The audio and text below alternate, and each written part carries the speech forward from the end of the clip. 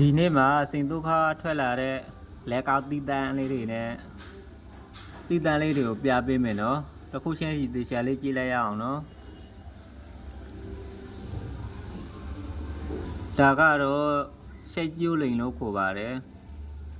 ရွှေရှင်ကတော့၄ခွန်းကိုတကြားပါနော်အရန်လောက်ရတယ်ဗျာဒီကောင်လေး2ပေးတယ်3ပေးတယ်4ပေးတယ်6ပေးတယ်6ပေးတယ်အစုံအတဲအစုံလောက်ရတယ်နော်အရန်လောက်ရတယ်လေကစိန်ဒုက္ခမှာအရန်လောက်ရတယ်လေကားတွေမှာပါတယ်ခဏလေးတေချာလေးပြမယ်နော်၄ခွန်းထိပဲကြည့်လိုက်ရအောင်ဗျာ6လို့မြင်ရလို့ရှိရင်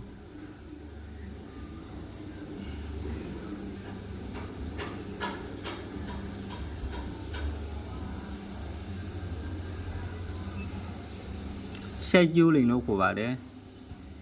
၄ခွန်းကိုတကြပါဒါတောက်စုပေါ့ဒါရှိတ်ကျိုးလိန်အောက်စုသ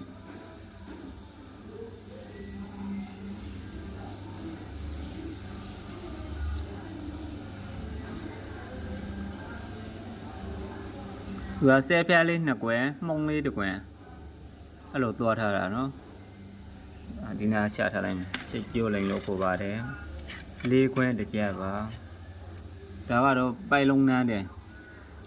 အရင်တော့ကုံသွားတဲ့6နိုင်9နိုင်လိုက်တုံးလာကတူတူလောက်ခဲ့ရတယ်ပိုင်လုံးနန်းတယ်လေအခုနောက်ပိုင်းတော့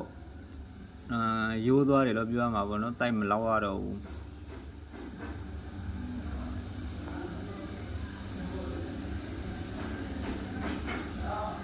အိုဒါလေးပါဒါလေးကပိုင်လုံးနန်းတယ်လေ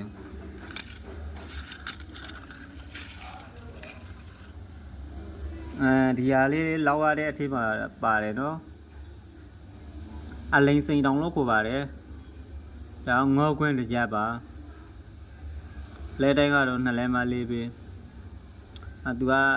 ဘိုင်းလေးကိုမဖြတ်ထားဘူးစင်ငါပေးရကြီးပဲဒီမှာ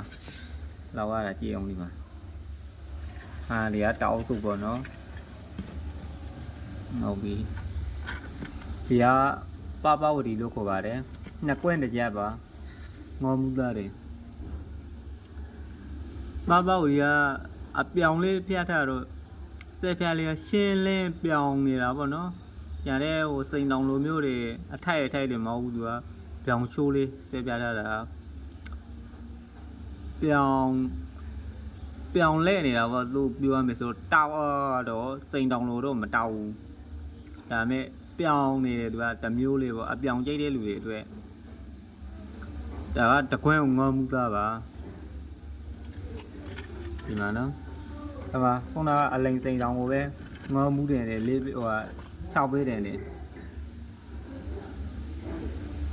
ဒီကတော့လဲအားတော့ကောင်းတာပေါ့နော်အပြောင်တော့မဟုတ်ဘူးသူက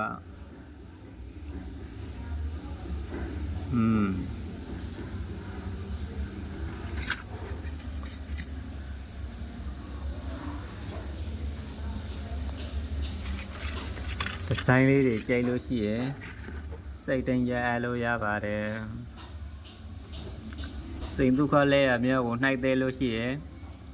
ရှေးများနဲ့ဝိုင်းရပေးရပါနော်ရှေးများမှလူတွေပိုသိမှာဒါမှစိန်ဒုက္ခပိုအောင်မြင်ပါနော်ဝိုင်းရပေးသူတူဦးတယောက်ချင်းစီကိုလေကျေးဇူးအများကြီးတင်ပါတယ်အားလုံးကျေးဇူးပါ